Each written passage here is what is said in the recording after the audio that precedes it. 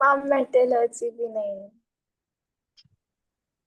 Metallurgy भी पक्का करेंगे, हेरिडिटी भी रिकॉर्ड कर रहे हैं, और अब इसके बाद आप कभी भी किसी भी वीकेंड पे आ सकते हो Prisha and Chinmay for your metallurgy recording, ठीक है? मैम तो मेटलर्जी का रिकॉर्डिंग है तो उसके पास अभी इसके पास। मेटलर्जी का रिकॉर्डिंग है। He said he has it, I think. Who? अभी अवियश। ठीक है, गुड है, अच्छी बात है। ओके, मैम चलो, क्लैरिटी नहीं थी मैम, उसमें आपको समझाना पड़ेगा। कोई बात नहीं, मैं समझाती हूँ दोबारा। अभी देखो यहाँ पे सुनो मेरी बात। So heredity or hereditary is the process of passing the traits from the parents to offsprings. जो भी पेरेंट ऑर्गेनिज्म है उससे बेबी ऑर्गेनिज्म में जो ट्रेट्स का ट्रांसफर होता है that is called as heredity और हेरिडिटरी। इस प्रोसेस को of of transfer of traits from parents to offspring is known as heredity. जैसे अगर हम कहें रोज प्लांट से नेक्स्ट रोज प्लांट बना है, तो एक रोज पिंक कलर का था, जो नया रोज प्लांट आएगा उसमें भी पिंक फ्लावर्स ही आएंगे। और अगर उसकी लीव्स शॉर्टर इन लेंथ थी या वो थिन स्टेम का था, तो जो उसका ऑफस्प्रिंग आएगा वो कैसा आएगा, वो भी वैसा ही आएगा। या फिर जो मेल पार्ट वहां पर यूज हुआ है, अगर उसके क्रॉस से आएगा तो वो किस तरीके से नए प्लांट्स बनेंगे। ये सब ट्रेट्स का combination and then distribution for the offspring is known as heredity. आ गई बेटा बात समझ में कि नहीं आ गई? हैव यू एवर हर्ड, तुम अपनी मम्मी पे गए हो, तुम अपने पापा पे गए हो, तुम्हारा नोज मम्मी जैसा है, ईयर पापा जैसे है, have you heard all that?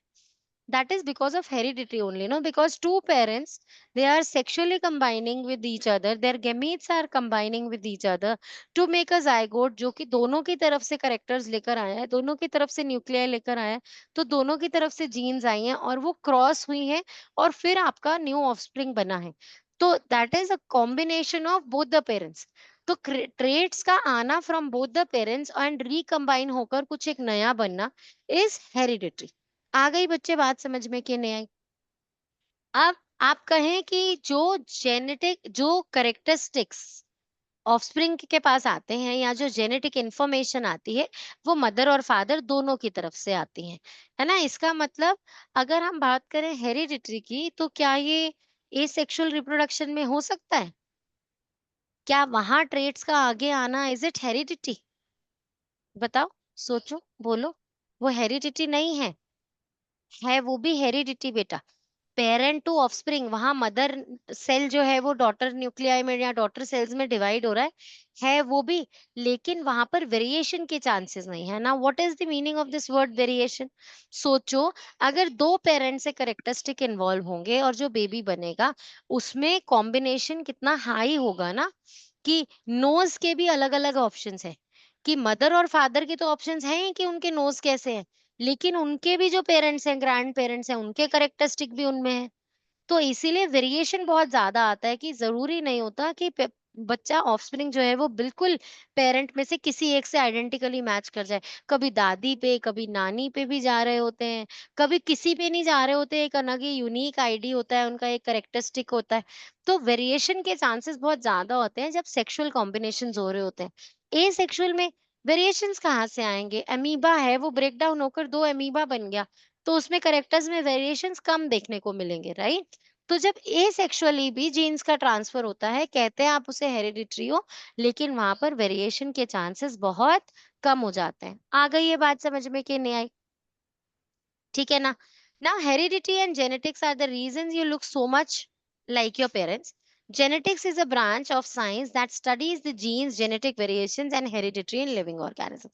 जल्दी से लिख दो जेनेटिक्स की डेफिनेशन। जेनेटिक्स क्या है? ये वो ब्रांच ऑफ साइंस है जो कि जीन्स के वेरिएशन में और हेरिडिटरी की स्टडी को इंक्लूड करती है। फटाफट से राइट दिस। अगम आज पूरा दिन क्लास नहीं ऑन होगी, ये कैमरा ऑन नहीं होगा पूरा दिन।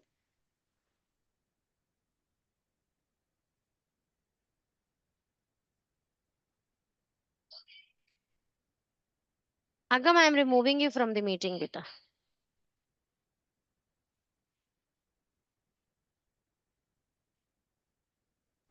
मैम थोड़ा ऊपर स्क्रॉल करोगे?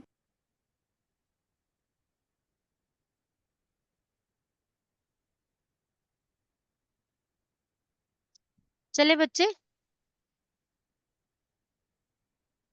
Noted? What is heredity? In the simplest of words, heredity refer to passing of traits, transfer of traits or characteristics through genes from one generation to the generations to the other generations, next generations. Parent offspring से next generation के अंदर traits के transfer को in the simplest word you can call as heredity. This heredity is very evidently seen as sexual reproduction as the variation of characteristics that are inherited is high. This I have just now explained you कि यहाँ पर variations characteristic के बहुत high रहेंगे. During sexual reproduction process, variation occurs due to some errors in DNA copying. तो actually क्या है? This is error in copying, no? कि DNA का copy बन रहा है, DNA copying हो रही है फ्रॉम पेरेंट टू चाइल्ड, लेकिन उसको कॉपी करने में थोड़े एरर्स हो गए. कुछ माइन्यूट एरर्स होने से भी, कुछ जरा सा भी इधर उधर होने से भी नए कैरेक्टरिस्टिक्स बन जाते हैं बेटा. तो it is actually error in DNA कॉपिंग जिसकी वजह से वेरिएशंस आते हैं. ठीक है, आई बात.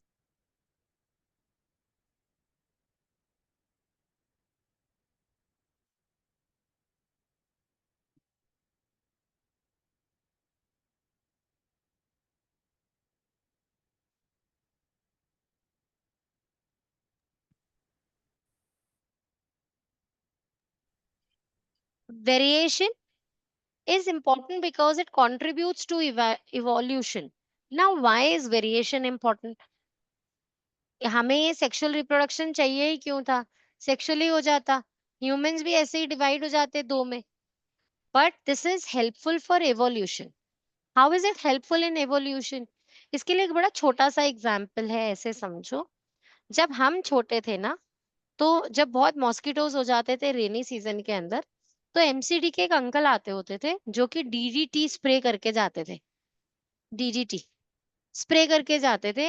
Mostly in open drainage system वहां स्प्रे कर देते थे. कहीं भी स्टेगनेंट वाटर दिखा वहां आते थे.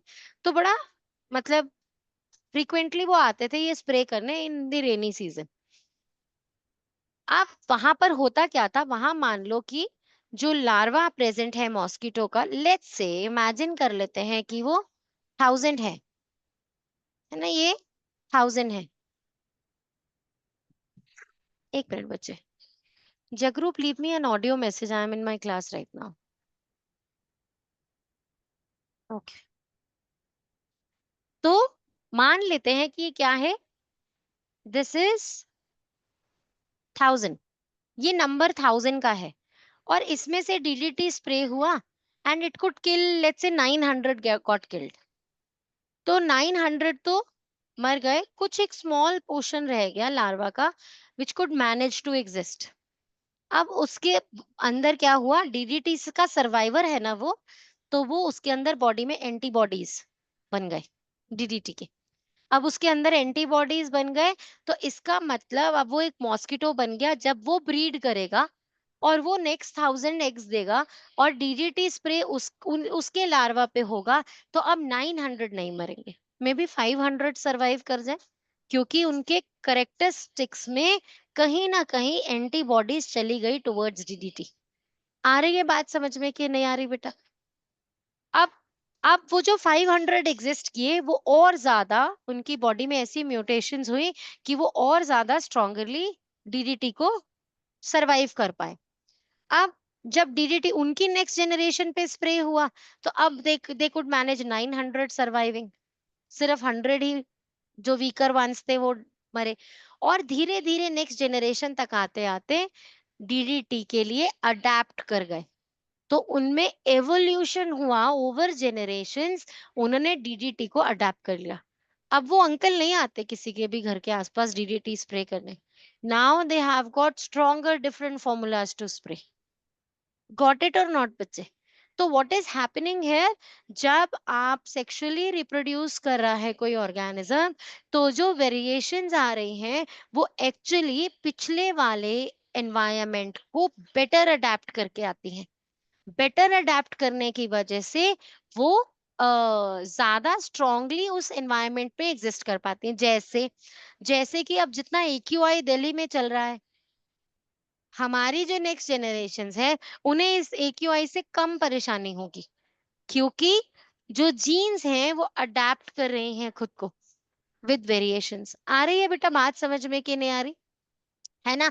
जैसे कोविड पहला आया, कोविड सेकंड आया, अब उसकी म्यूटेशंस को हम इंडियंस तो खास करके खांसी जुकाम से ज्यादा कुछ समझ ही नहीं रहे। It's nothing cold and cough only, है ना? कौन सीरियसली ले रहा है अब कोविड की म्यूटेशंस को? इंडियंस तो नहीं ले रहे हैं डेफिनेटली, है ना? तो ये क्या हो रहा है, हम अडेप्टिव होते जा रहे हैं उससे। तो जब ओवर जनरेशन ये होगा, तो obviously we will be evolving better, we'll be surviving better on in those conditions. This process of becoming better with the environment over generation is known as evolution. आ गई बच्चे बात समझ में कि नहीं आई? तो वेरिएशन बहुत इंपॉर्टेंट है। वेरिएशन कहाँ से आई? एरर इन कॉपिंग से। एरर इन कॉपिंग बहुत इंपॉर्टेंट है, जिससे वेरिएशन आएगी, जिससे एवोल्यूशन आएगी। आ गई बच्चे बात समझ में कि नहीं आई? ऐसे ही एक और छोटी सी स्टोरी है, ऐसे बहुत सारे किस्से हैं यहाँ पर आएंगे आपको, कुछ हनी बीज के भी आएंगे कुछ एग्जाम्पल्स, और कुछ एग्जाम्पल्स आएंगे। जैसे मैं एक एग्जाम्पल आपको देती हूँ। पहले जो जिराफ हुआ करता था ना, कुछ थाउजेंड्स ऑफ इयर्स अगो, उस जिराफ की नेक उतनी बड़ी थी जितनी आज के ज़ीब्रा की है। तो फिर जिराफ की नेक इतनी लॉन्ग कैसे हो गई? ये ओवर जेनरेशंस हुआ। जिराफ की हैबिट है कि वो सिर्फ फ्रेशली ग्रोन लीव्स खाता है।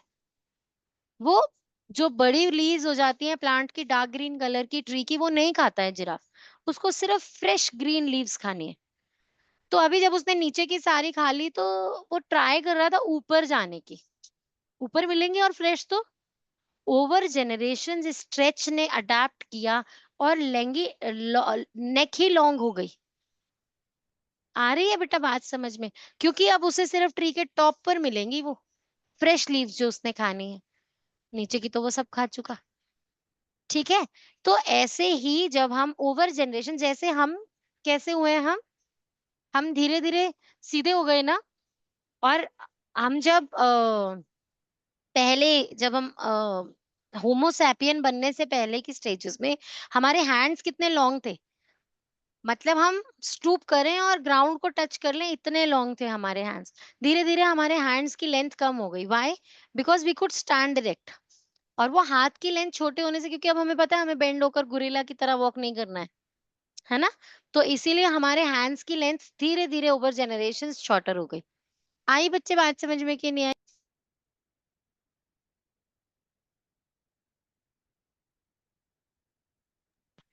तो होमोनिड्स से होमो सेपियन की जर्नी, ये एवोल्यूशन से तो हुई है बेटा, है ना बच्चे? पहले होमोनिड्स कहते थे वो जो ऐसा स्टूप्ड था, गोरिल्ला वॉक करता था, ऐसा हैंड्स लॉन्ग कि बस थोड़ा सा स्टूप करे और हाथ ग्राउंड को टच ही हो जाए, तो वो होमोनिड्स थे।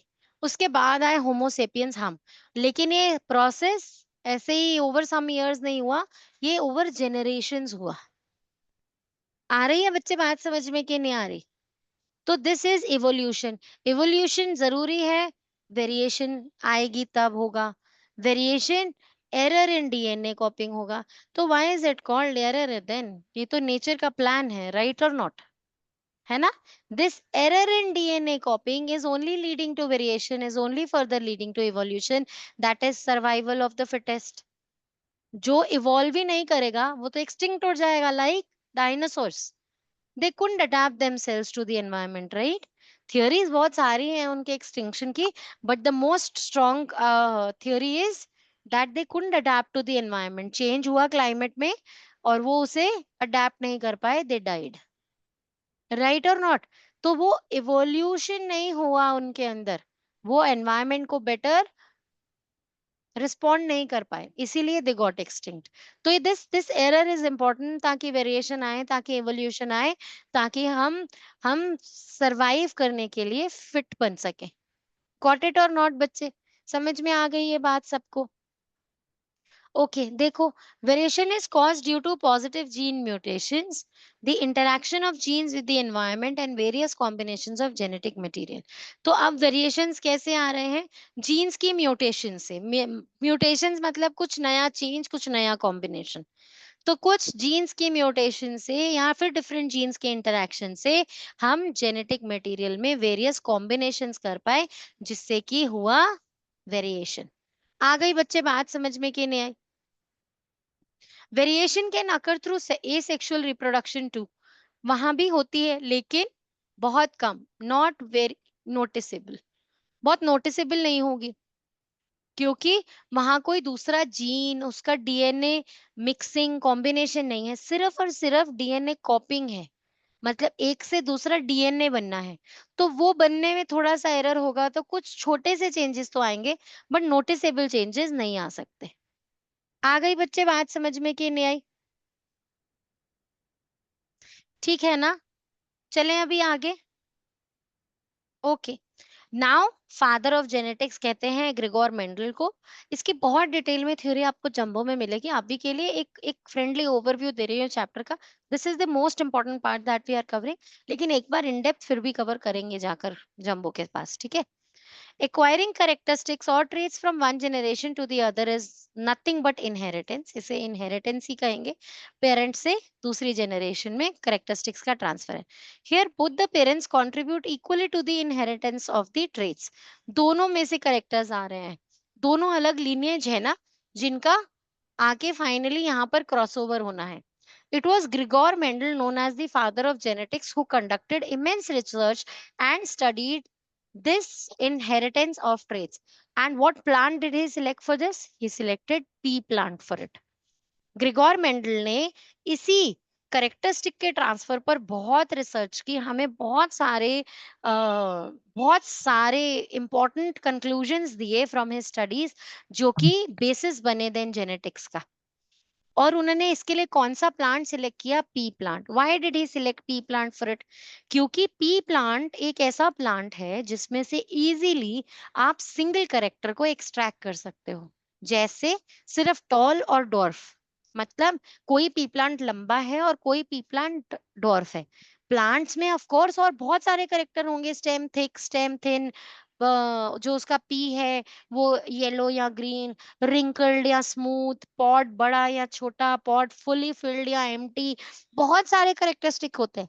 लेकिन पी में से एक ऐसा करेक्टर अलग से एक्सट्रैक्ट किया जा सकता है, जिसपे अकेले एक करेक्टर पे स्टडी की जाए कि एक पी प्लांट टॉल है, एक पी प्लांट शॉर्ट है, दोनों को क्रॉस कर दो तो क्या हो जाएगा। तो पी को इसलिए चूज किया गया क्योंकि उसमें से एक करेक्टर को एक्सट्रैक्ट करना आसान था। तो पी प्लांट पे सबसे पहले ग्रिगोर मेंडल ने स्टडी शुरू की थी। आ गई बात समझ में कि नहीं आई सबको? कोई प्रॉब्लम अभी तक? चैप्टर इंटरेस्टिंग लग रहा है कि सब बस यूट्यूब वीडियो की तरह देख रहे हो उसको?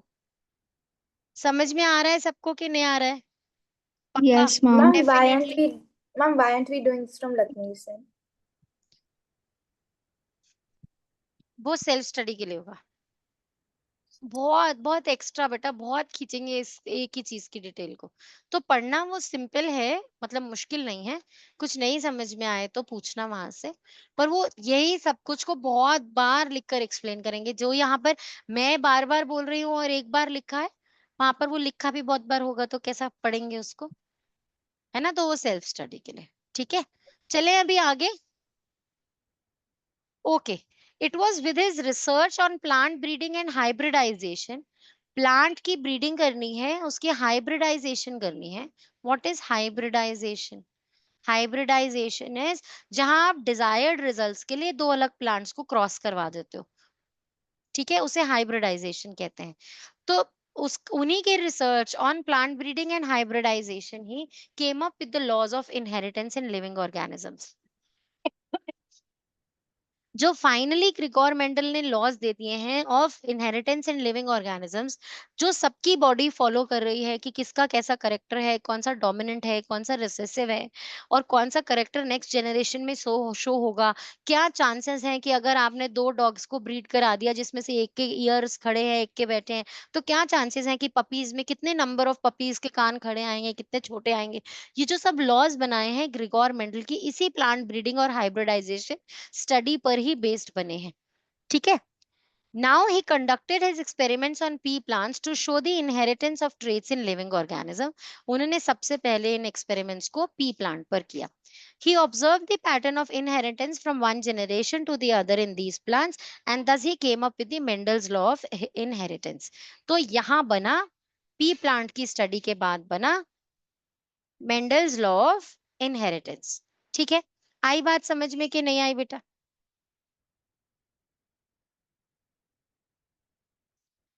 अब हमें 3 लॉज पढ़ने हैं, law of dominance, law of segregation and principle of independent assortment. ठीक है, अब ये क्या है, इन्हें आगे पढ़ते हैं. उससे पहले हम ये पढ़े, उससे पहले कुछ इंपॉर्टेंट टर्म्स को याद करते हैं, समझते हैं, क्योंकि ये वर्ड्स आगे बहुत यूज होंगे, इनका मीनिंग नहीं पता तो यूज कैसे करेंगे. तो सबसे पहले एक word gene. What is a gene? It is the basic unit of inheritance. तो एक छोटा सा ब्लॉक है जो कि इनहेरिटेंस का बेसिक यूनिट है. तो ऐसी बहुत सारी जीन्स हैं हम में प्रेजेंट. अब वो कौन सी के ट्रांसफर हो रही है, कौन सी जा रही है, उन सिंगल यूनिट्स पे हम इनहेरिटेंस के बारे में बात करते हैं. अब इस जीन के अंदर होता क्या है? इस जीन के अंदर होता है सीक्वेंस ऑफ डीएनए. ठीक है, अगर आप इसे ऐसे समझे, मैं आपको एक पिक्चर दिखाती हूँ, आपको उससे थोड़ा बेटर समझ में आएगा कि कहाँ है क्रोमोसोम, कहाँ है उस पे जीन्स.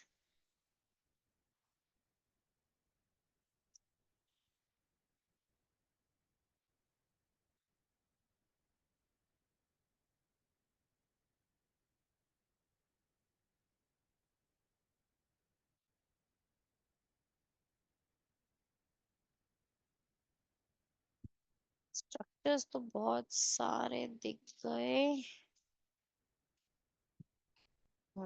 राइट, 2 इमेजेस शो करती हूँ मैं आपको अभी.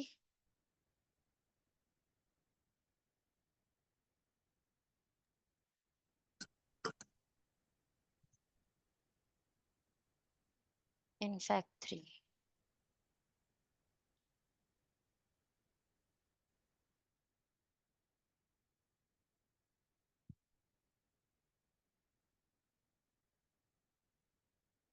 राइट बच्चे, देखो इमेज हो गई लोड स्क्रीन पे. देखो यहाँ पर ये आपका क्या है, एक सेल है, उसके अंदर ये क्या है, एक न्यूक्लियस है. इसके अंदर ये क्रोमैटिन मटेरियल उलझे हुए धागे से जब ये कंडेंस हो जाते हैं, मतलब पहले ये कुछ इस तरीके से होंगे, ऐसे. ठीक है, इस तरीके से इन्हें क्रोमैटिन मटेरियल कहेंगे. फिर ये कंडेंस होकर शॉर्टन हो जाएंगे इस तरीके से. अब इन्हें क्रोमोसोम कहेंगे. ये क्रोमोसोम है, ये क्रोमैटिन मटेरियल है.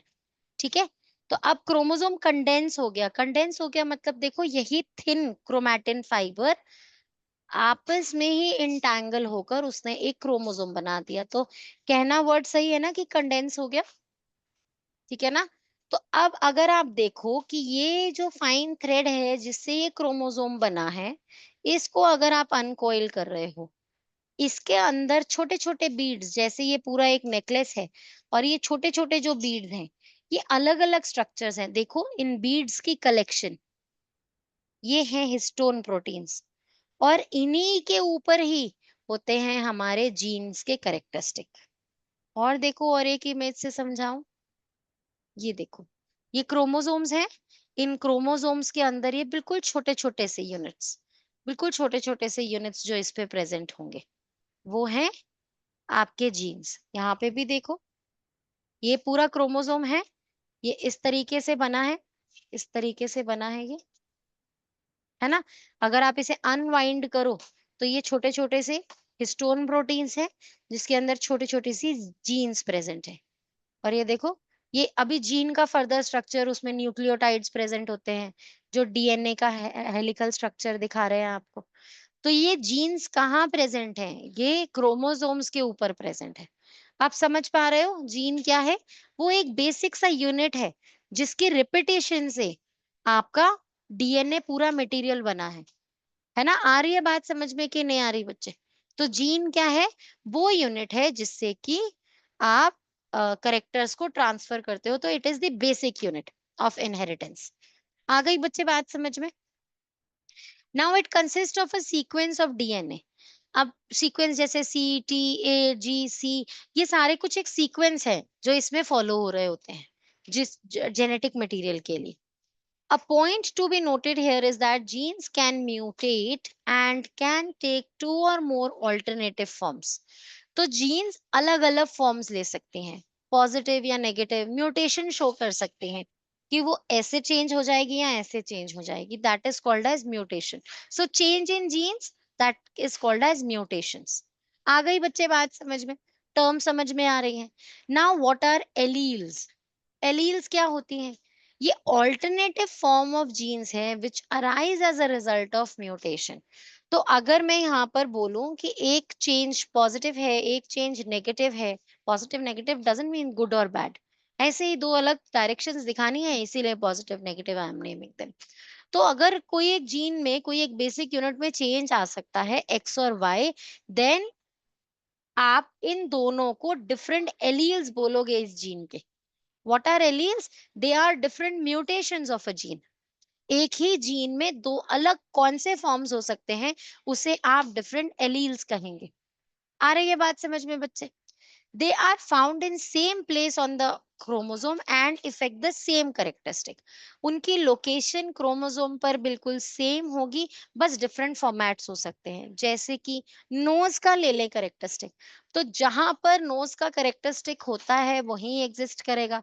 अब नोज शार्प है कि नोज ब्रॉड है, वो करेक्टरिस्टिक जो है वो डिफरेंट एलील्स हैं.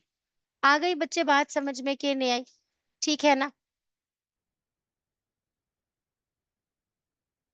ओके.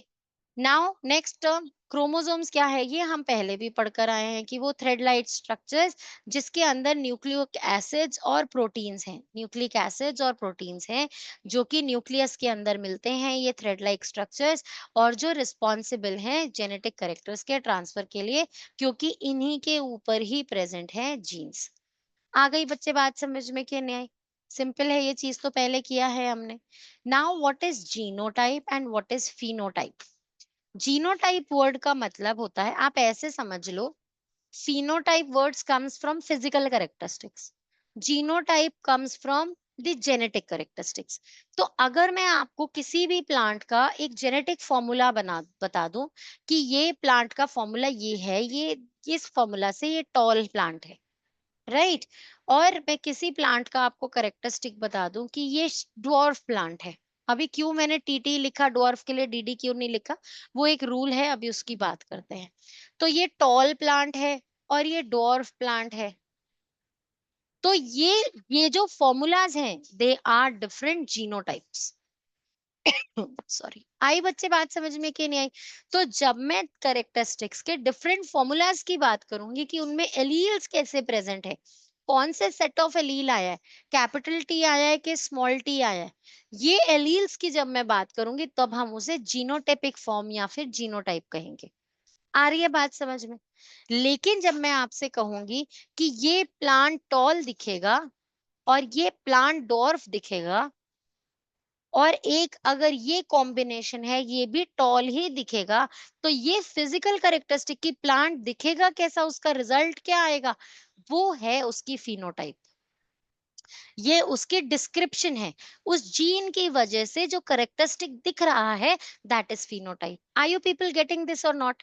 समझ में आ रहा है सबको कि नहीं आ रहा, क्या चल रहा है यहाँ पे? किसी को कोई Yes, प्रॉब्लम? ma'am. अगम कहाँ गया क्लास में? क्लास लीव कर दी ना उसने? Ma'am, you removed him. आपने रिमूव कर दिया. वो वापस आ गया था. Oh. I removed him, he came back in the class. Or Not- he was sitting with his camera on.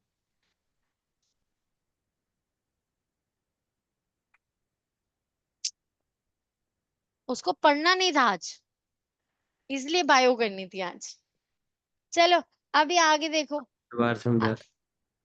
क्या तेजस, क्या बोल बच्चे? समझ में नहीं आया दोनों जीनोटाइप और phenotype. Genotype is like the formula, कि मेरे अंदर कोडिंग क्या हो रखी है मुझे बनाने के लिए, that is those formulas, those coding material is my genotype. लेकिन मैं दिख कैसी रही हूँ, फेयर और डार्क और विटेश और टॉल और शॉर्ट, और हम यहाँ पर लाइफस्टाइल इश्यूज की बात नहीं कर रहे हैं कि चिप्स खा खा के कौन मोटा हुआ है. उसकी बात नहीं हो रही है। हम जीन्स के करेक्टरिस्टिक की बात करें कि इनहेरिटेड क्या करेक्टर थे उसके अंदर, है ना। तो आपके लुक्स में कैसे क्या करेक्टर्स आए हैं, उसकी कोडिंग इज जीनोटाइप और उसके आउटलुक, उसके रिजल्ट्स आर फिनोटाइप।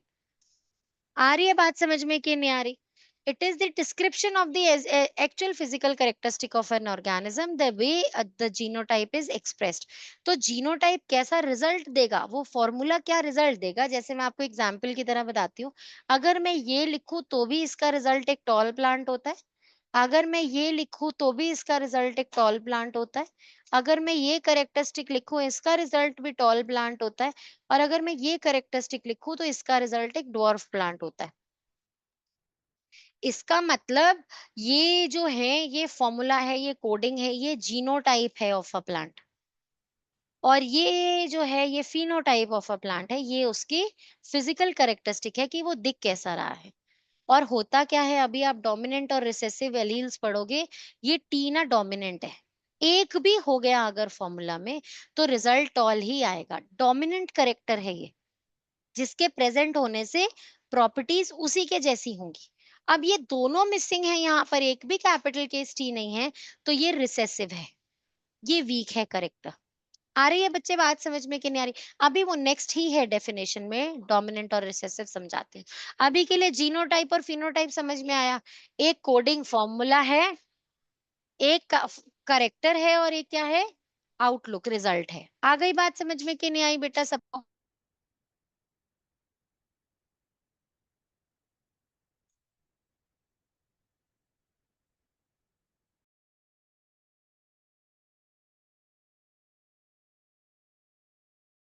चलें बच्चे आगे, डोमिनेंट और रिसेसिव एलील्स पढ़े हम। इतना क्लियर है, सबको समझ में आ रहा है ना क्या चल रहा है? ओके, चलो डोमिनेंट एलील क्या है?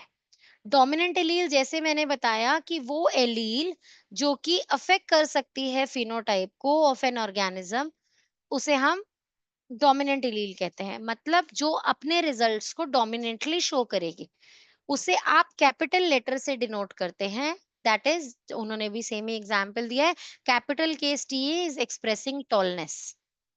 कोई प्लांट लंबा होगा, उसकी टॉलनेस के लिए आपने कैपिटल केस टी यूज किया, तो कैपिटल टी। ठीक है, आई बात समझ में? कैपिटल टी स्मॉल टी कहेंगे, capital case T small case T नहीं कहेंगे, कैपिटल टी स्मॉल टी बोलेंगे इसे। ठीक है, तो capital T is a dominant character, ये जहां भी होगा ये टॉलनेस ही लाएगा प्लांट में। रिसेसिव क्या है? An allele that affects the genotype in the absence of the dominant allele.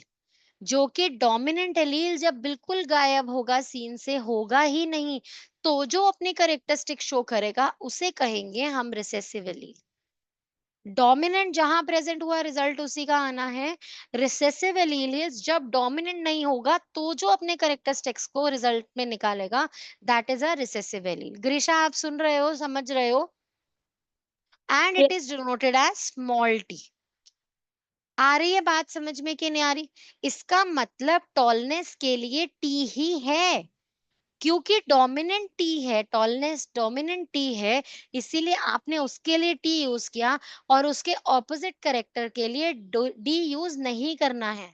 Dwarf के लिए डी यूज नहीं होगा, शॉर्ट के लिए एस नहीं होगा। इसका recessive character will be this. दो करेक्टर्स हो सकते हैं, जीन या तो टॉल प्लांट दे सकती है या शॉर्ट प्लांट दे सकती है। एलील के दो करेक्टरिस्टिक्स आ सकते हैं, दो फॉर्म्स आ सकते हैं, या टॉल या डॉर्फ।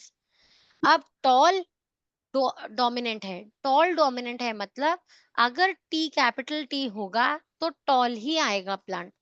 लेकिन अगर एक भी करेक्टरिस्टिक में कैपिटल टी नहीं आया तो डॉर्फ ही आएगा प्लांट। और डॉर्फ करेक्टर क्योंकि रिसेसिव करेक्टर है, बेचारा तब तक अपना प्रॉपर्टी शो नहीं कर सकता जब तक टॉलनेस वाला एलील गायब नहीं होगा, इसीलिए हम उसे स्मॉल टी से ही डिनोट करेंगे, because it is recessive to tallness. आ रही है बात समझ में बेटा कि नहीं आ रही? ठीक है, जैसे अगर मैं आपसे कहूं येलो और ग्रीन कलर का पी है, मैं एग्जाम्पल दे रही हूं, ऐसे एग्जाम्पल दे रही हूं, मान लेते हैं that yellow colour of a P P मतलब मटर का दाना ना, मटर का दाना जो होता है पी, उसका एक येलो करेक्टर है, एक ग्रीन है, मतलब ये दो करेक्टर्स हैं, दो एलील्स हो सकते हैं कलर ऑफ पी के, एक येलो और एक ग्रीन हो सकता है। तो अब मैं आपसे कहती हूँ कि डोमिनेंट जो है वो येलो है, तो इसका ये मतलब नहीं है कि आप इसे कैपिटल केस वाई देंगे और इसे जी दे देंगे, स्मॉल केस जी दे देंगे, नो। आप क्या करेंगे, क्योंकि ये रिसेसिव करेक्टर है, आप इसे स्मॉल केस वाई देंगे। आ रही है बेटा बात समझ में कि नहीं आ रही है ना? तो ये क्या हो रहा है यहाँ पर, ये आप जो डोमिनेंट है उसी का ही स्मॉल लेटर यूज कर रहे हो टू शो रिसेसिव करेक्टर। जैसे एक एग्जाम्पल बात करते हैं रिंकल्ड और राउंड की। पी का एक पी जो है वो या तो बहुत अच्छा राउंड हो सकता है या फिर वो रिंकल्ड हो सकता है, ऐसा खराब मटर भी तो आता है ना? और मैं आपको कह रही हूँ ये करेक्टरिस्टिक डोमिनेंट है। अभी मैं आपको बताऊंगी कि मेंडल को कैसा पता चला, कहाँ से लाए ये लिस्ट कि कौन सा डोमिनेंट है कौन सा रिसेसिव है। उसके एक्सपेरिमेंट की पहली जनरेशन में जो करेक्टर सारे दिखे उसे उसने डोमिनेंट का नाम देता गया वो। तो वही हमें एक लिस्ट बनाकर दे दी है बुक ने कि ये सारे डोमिनेंट है, ये याद कर लो। तो आप एक्सपेरिमेंट तो करके देखोगे नहीं, तो आप याद कर लो कि ये सब डोमिनेंट है। तो राउंड वाला जो करेक्टरिस्टिक है वो डोमिनेंट है और रिंकल्ड वाला जो है वो रिसेसिव है। जब तक राउंड नहीं मिसिंग होगा तब तक पी रिंकल्ड नहीं आएगा। तो हमने इसको राउंड वर्ड से आर दे दिया, कैपिटल आर, और इसको हमने डब्ल्यू नहीं दिया रिंकल्ड से, इसे हमने स्मॉल केस आर दे दिया। आ रही है बच्चे बात समझ में कि नहीं आ रही? एलील्स को नाम कैसे देना है? एलील को नाम दिया जाता है small case letter of the dominant one से, if it is the recessive one. आ गई समझ में? डोमिनेंट के लिए जो करेक्टरिस्टिक की बात हो रही है उसी का इनिशियल यूज करना है इन कैपिटल, और रिसेसिव के लिए उसी का ही सिर्फ केस चेंज करना है, इनिशियल नहीं यूज करना रिंकल्ड का। क्लियर है ये बात? आ गई सबको बात समझ में?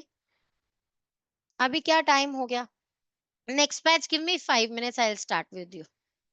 ठीक है, तो अब हमने डोमिनेंट और रिसेसिव एलील्स की बात कर ली, उनके नेमिंग की बात कर ली, कुछ एग्जांपल्स की बात कर ली।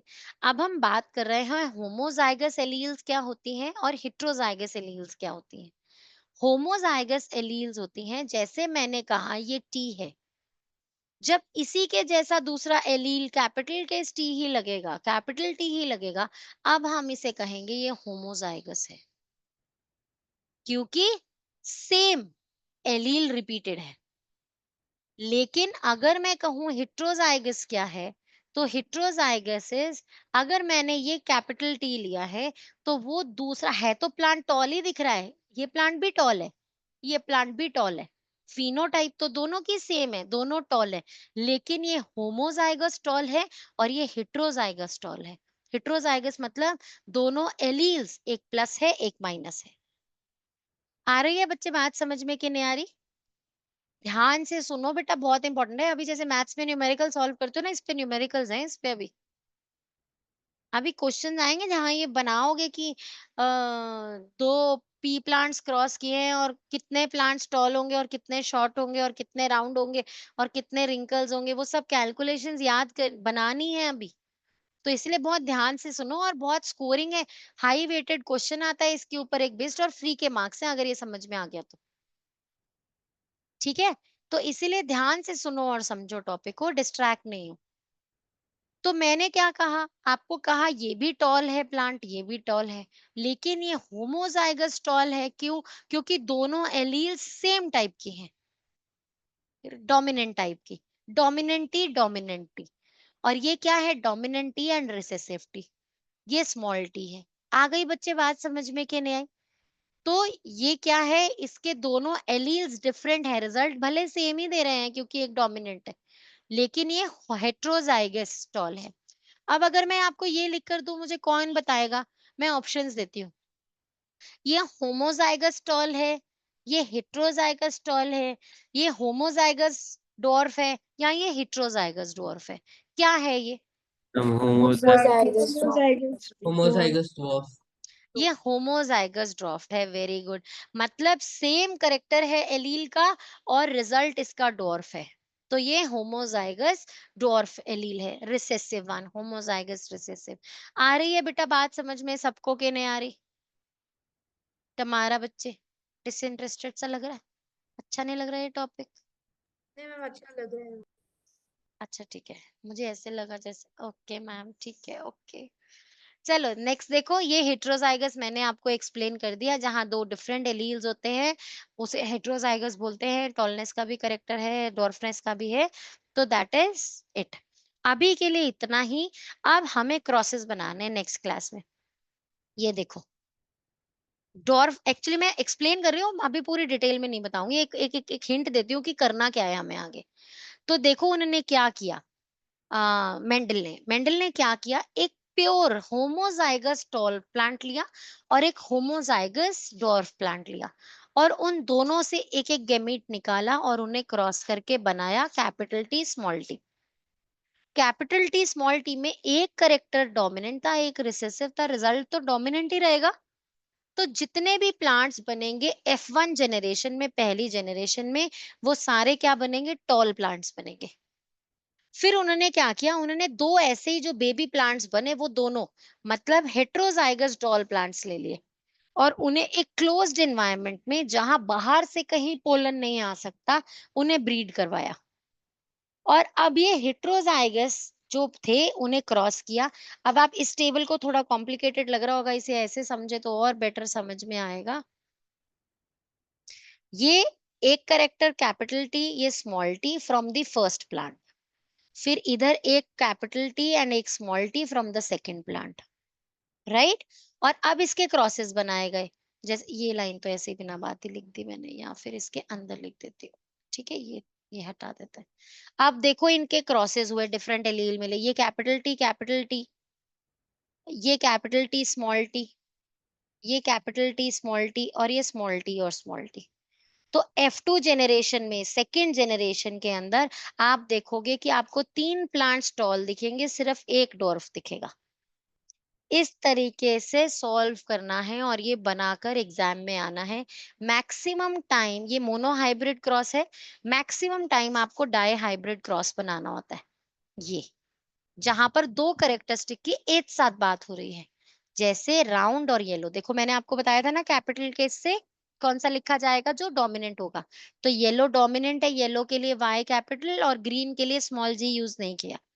कैपिटल केस R के लिए राउंड, क्योंकि राउंड डोमिनेंट था, रिंकल्ड के लिए W यूज नहीं किया। आ रही है बात समझ में?